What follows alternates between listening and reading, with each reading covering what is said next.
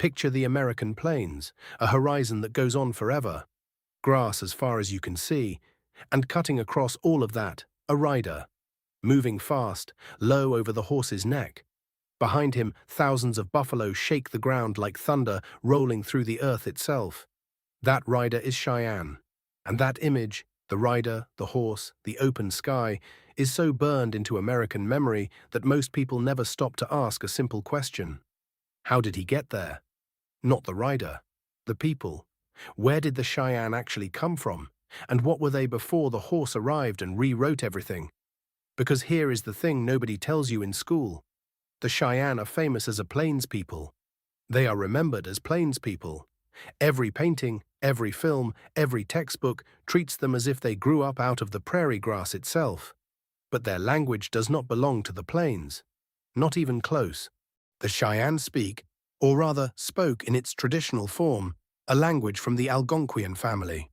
And Algonquian languages come from the Great Lakes, from the woodlands, from a world of rivers and forests and lakes stretching all the way toward the Atlantic coast. That is a completely different world, a completely different ecosystem. We are talking about a distance of more than 1,000 miles and a way of life that looks nothing like hunting buffalo on horseback. So how does a forest people end up on the open plains, riding horses, following bison herds, building a military culture so fierce that the United States Army spent decades trying to break it? That question sounds simple. The answer is not. And when scientists started pulling DNA out of ancient bones, when geneticists started tracing ancestry signals across thousands of years, the answer they found was nothing like what historians expected. It wasn't just a migration story. It wasn't just they moved west and adapted. It was something older, something stranger, something that rewrites the entire picture of who the Cheyenne actually are at the level of blood and bone and memory. Stay with me, because this is the kind of history they didn't teach you, not because it was hidden, but because nobody was asking the right questions until recently. Let's start with what we thought we knew. For most of the 20th century, the mainstream explanation for the Cheyenne's origins was simple and tidy. Algonquian-speaking groups from the Great Lakes region, groups related to peoples like the Ojibwe and the Cree, gradually moved westward before and during the period of European contact. As they moved, they adapted. When Spanish horses spread northward through the continent in the 1600s, some of these groups seized the opportunity. They traded their farming tools for hunting skills. They learned to ride. They followed the bison. The Cheyenne, in this version of history, are simply one branch of a larger migration that found its perfect form on the open plains. Logical, clean, easy to write into a textbook, and partially true. But here is the problem. This explanation treats the Cheyenne as if they arrived on the plains essentially as themselves, as a complete people who just changed their lifestyle. Move west, get horses, become plains warriors. Done. That version completely ignores something the Cheyenne themselves never forgot. Their own oral traditions, stories passed down through generations, kept alive by knowledge keepers, told and retold across centuries, describe something much older than a westward migration. They describe a time before the horse entirely, a time of earth lodge villages, river valley settlements, farming communities growing crops along waterways, a social structure nothing like the mobile military society culture that made the Cheyenne famous. These stories were treated for a long time as folklore, myth, colorful detail without historical weight. That was a mistake, because when geneticists finally began comparing those oral traditions to what the DNA was actually showing, the stories and the science started pointing at exactly the same thing. To understand what the DNA found, you need one simple idea. Human ancestry is not a single line. It is not one people walking in a straight path from point A to point B through history. It is a braid. Multiple threads, twisting together, separating, rejoining, absorbing new strands across thousands of years. Native American ancestry, in particular, is built in layers that go back to the last ice age. At the foundation of nearly all indigenous American ancestry is a shared root, a population that lived in a place researchers call Beringia. That was the land bridge connecting Siberia and Alaska during the Ice Age, before the sea rose and covered it. For thousands of years, populations were essentially stuck there, isolated between the ice sheets, unable to move south into the continent. When the ice finally retreated, roughly 15,000 years ago, those populations spread south. And as they spread, they began to diverge. Different groups adapted to different environments. Different ancestry patterns formed. What researchers found when they looked at Cheyenne DNA against this backdrop is deeply interesting. The Cheyenne genetic profile does not look like a simple plains ancestry signal. It is not one clean category, it is layered. And some of those layers point unmistakably north and east, toward cold, forested, lake-dense environments, toward ancestral populations that had nothing to do with bison hunting or open grasslands. In other words, the DNA was still carrying a memory of a homeland the culture itself had left behind. The forest was gone from the Cheyenne's daily life, but it was still there in the genome. So now you have three things pointing in the same direction. The language, Algonquian, from the woodland world. The oral tradition, describing earth lodge villages and river farming before the horse. The DNA, carrying ancestry signals that connect to northern and eastern populations, not purely to the plains. Three independent sources, three different types of evidence, all saying the same thing. The Cheyenne on the plains in the 1700s and 1800s were not the original form of these people. They were the latest form, a reinvention, a transformation so complete that it felt ancient, but wasn't. The identity most people associate with the Cheyenne, the mounted warriors, the teepees, the seasonal bison hunts, is real. It is genuinely theirs. But it is also relatively recent. Historically speaking, it is almost new. Underneath it, there is a much older story, and that story begins somewhere the Cheyenne are not associated with at all. Here is where it gets complicated in a way that makes history actually interesting. You might assume that once researchers established the woodland origin, lake country language, forest DNA, pre-horse oral traditions, the rest would fall into place. The Cheyenne were woodland people. They migrated. They became plains people. Simple enough. But the genetic data does not cooperate with that clean story. When researchers looked closely at the ancestry signals inside the historical Cheyenne population, they found something unexpected. Yes, there were strong Algonquian woodland ancestry components, signals connecting to Great Lakes populations. That part fits the story. But there were also other signals showing affinity with groups that were already living on the northern and central plains long before any Algonquian migration occurred. Groups that had been on the grasslands for generations, with no woodland origin story of their own. This means something striking.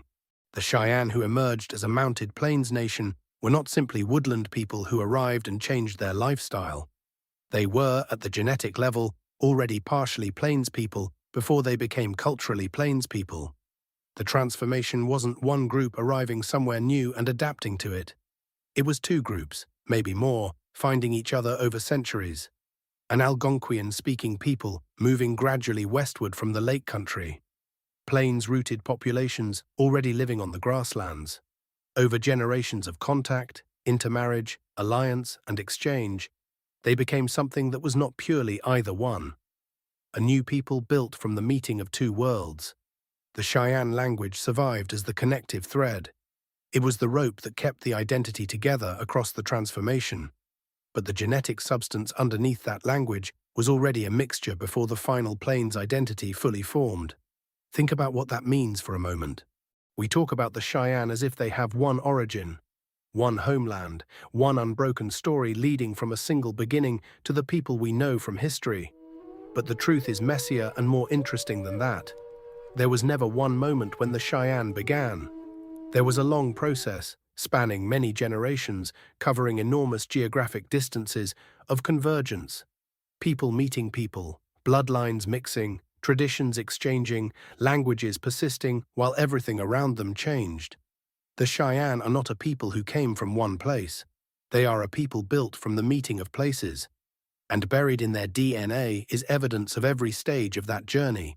The frozen north, the forest lakes, the prairie margins, the open plains, all folded together into a genetic record that no textbook has ever fully described. Stay with me.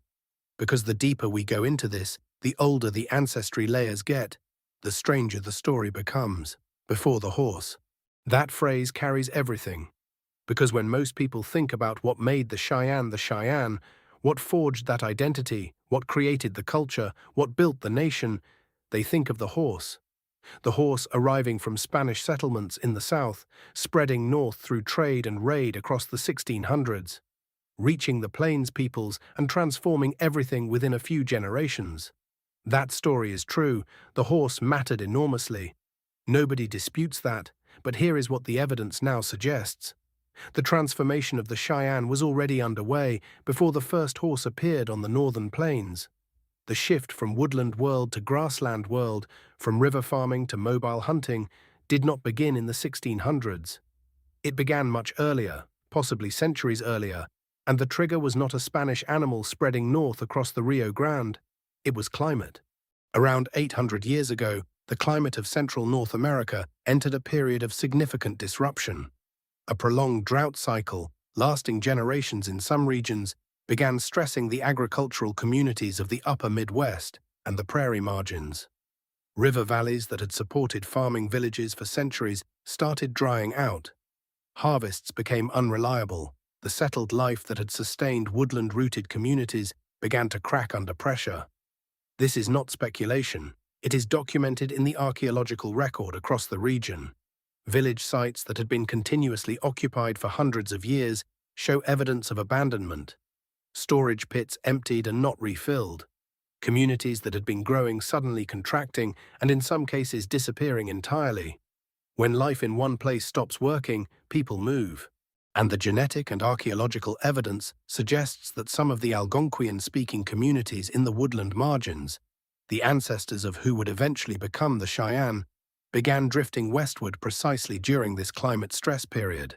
Not all at once, not as a single organized migration, but gradually in the way that populations actually move when circumstances force them, family by family, season by season, generation by generation. Moving toward the open grasslands, moving toward the bison. Now here is the part that makes this genuinely interesting. The bison were already there, and so were people. The northern and central plains were not empty. They had never been empty.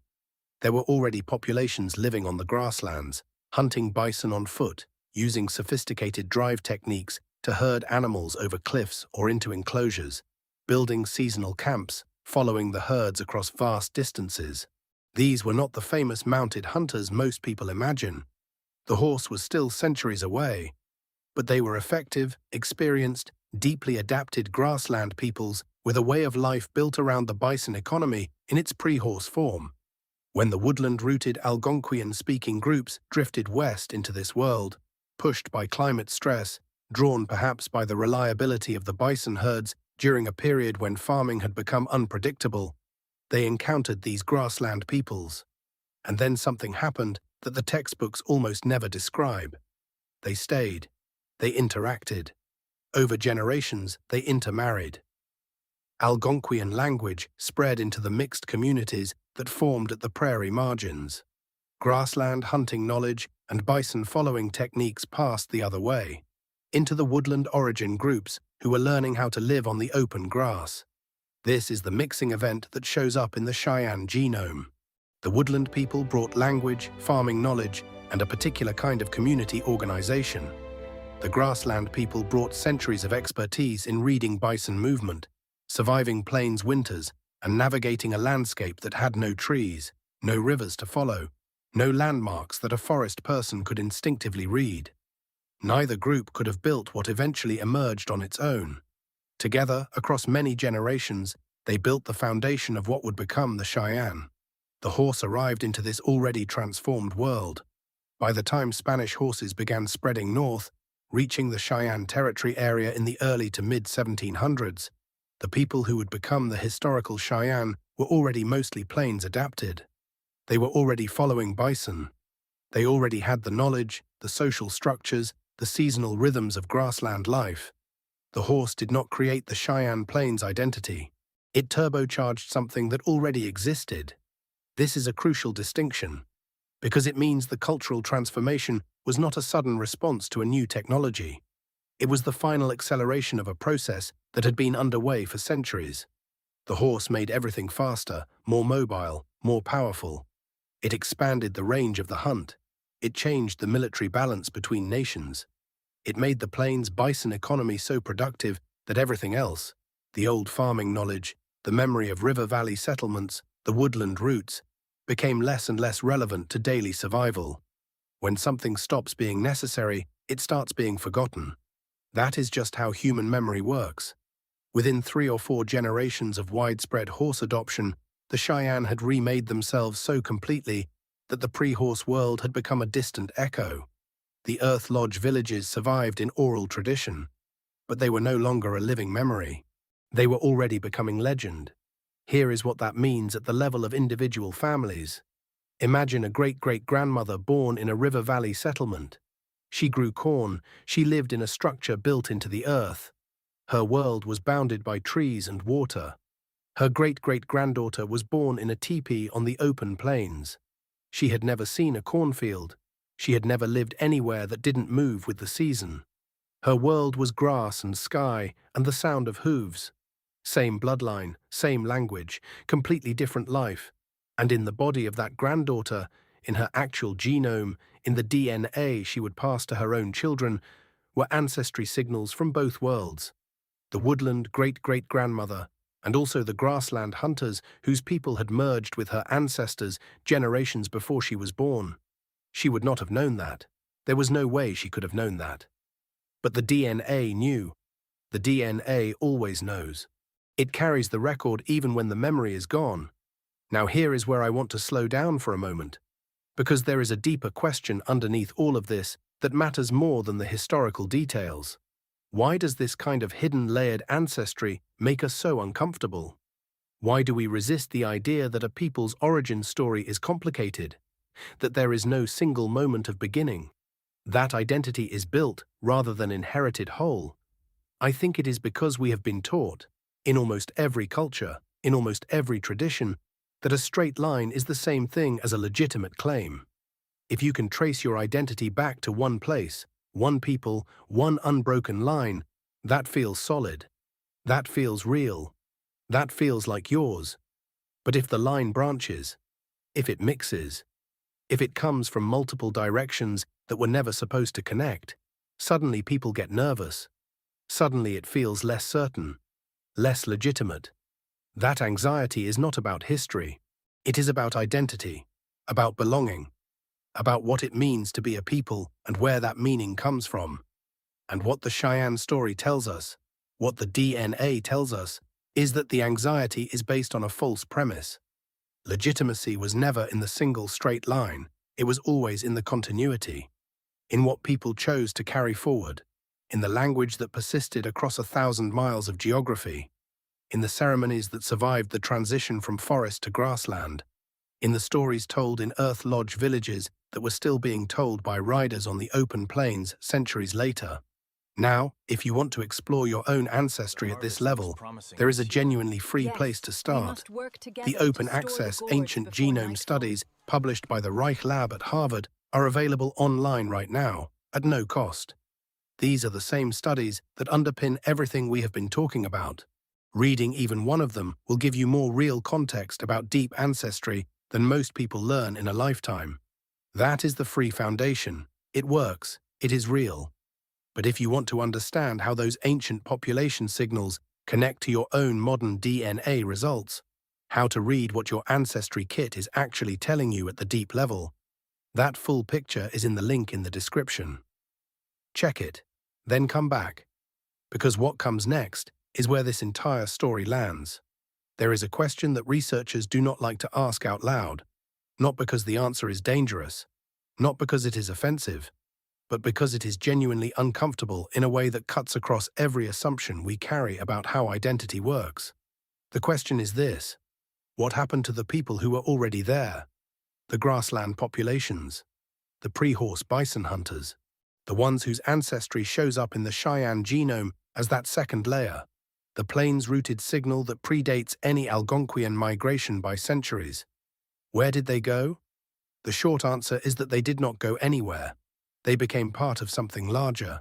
But that short answer hides a deeper reality worth sitting with carefully. The grassland origin populations did not disappear. Their ancestry survived. It is still there in the Cheyenne genome today.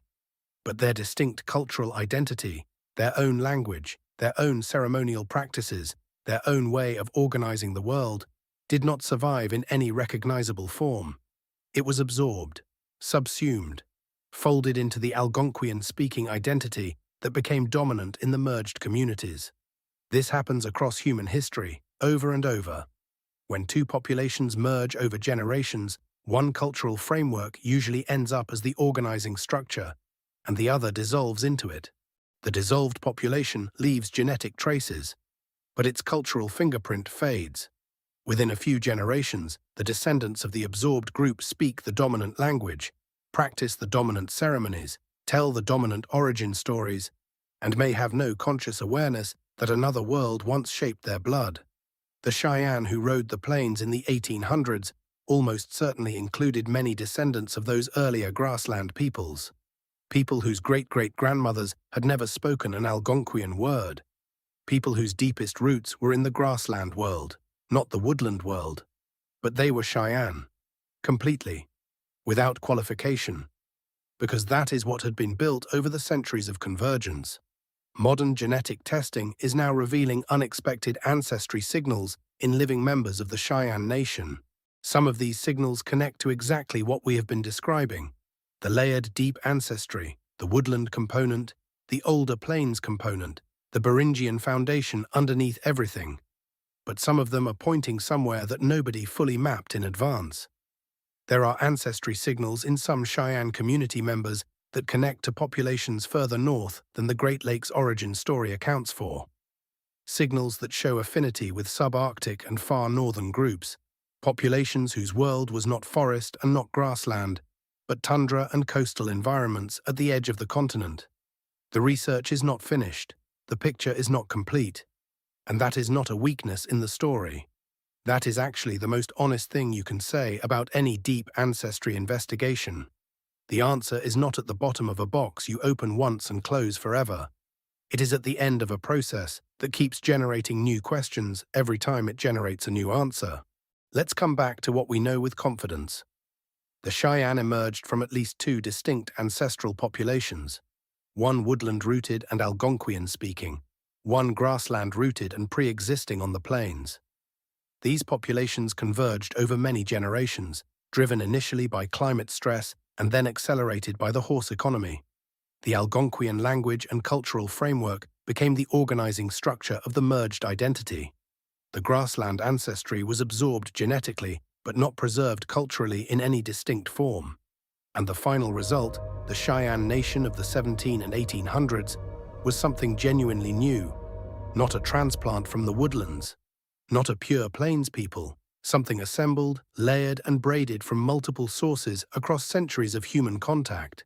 That is what the DNA says. And here is what it means. Every simple origin story is a compression.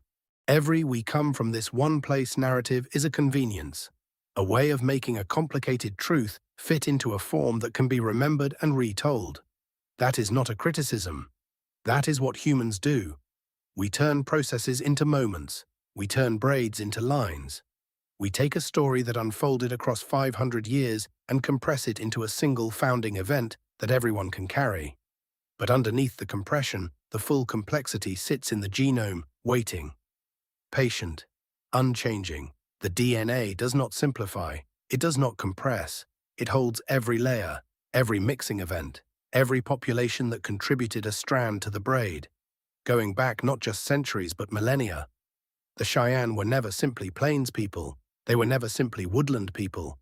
They were the product of a meeting between worlds that happened slowly, across generations, driven by necessity and shaped by choice. Their language was the thread that held the identity together across an enormous transformation. Their genome is the record of everyone who contributed to who they became.